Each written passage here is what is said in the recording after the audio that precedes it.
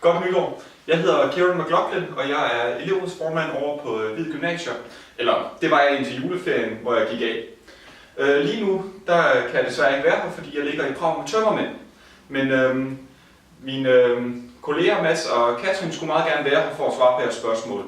Det jeg vil gøre nu, det er, at vi går igennem det, vi har diskuteret på strategidagen for et par måneder siden, hvor en masse elever fra alle de forskellige uddannelser på tværs af gymnasierne og EUD, vi blev samlet for at diskutere 2 spørgsmål og finde nogle svar til dem.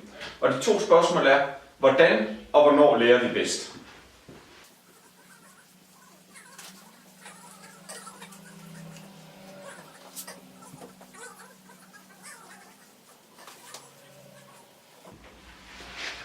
Og de 2 spørgsmål blev vi sendt ud i 9 forskellige grupper med, hvor vi har diskuteret de spørgsmål og prøvet at finde nogle gode svar til dem.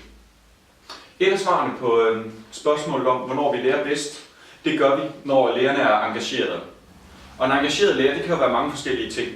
Men noget af det, som er rigtig vigtigt, det er, at når undervisningen starter, og læreren kommer ind i klasselokalet, at man så kan fornemme på læreren, at det er simpelthen det her, han eller hun vil.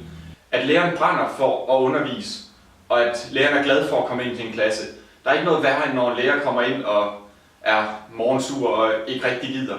Men når en lærer kommer ind og virkelig vil, så bliver hele klassen fanget af stemningen.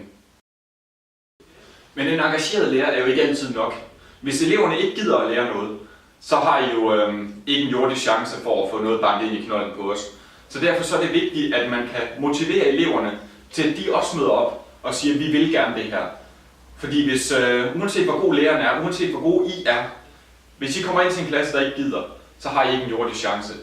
Vi skal have fundet en måde, hvor eleverne de kan blive engageret, hvordan eleverne kan føle, at det her det giver mening for dem, og det er noget, de gerne vil. Hvis vi skal holde eleverne motiveret, er det vigtigt, at der er en variation i undervisningen. At det ikke bare er, at man sidder inde i klassen hele tiden og lytter til, hvad I siger, hvad læreren siger. Det er vigtigt, at man har en variation i undervisningen. Man kommer ud i praktikforløb og på virksomhedsbesøg, og at man kan have nogle forskellige arbejdsformer, og at man veksler mellem dem. Og så de forskellige arbejdsformer, som vi skal have, der vil vi rigtig gerne have, at vi har medindflydelse på, hvad læreren vælger af forskellige arbejdsformer. Eleverne skal have medindflydelse på, hvad for nogle projekter vi skal arbejde med, hvad for nogle emner, der skal tages op. Eleverne skal kunne sige, når vi simpelthen sidder for meget herinde i klassen, nu skal vi ud og lave noget gruppearbejde.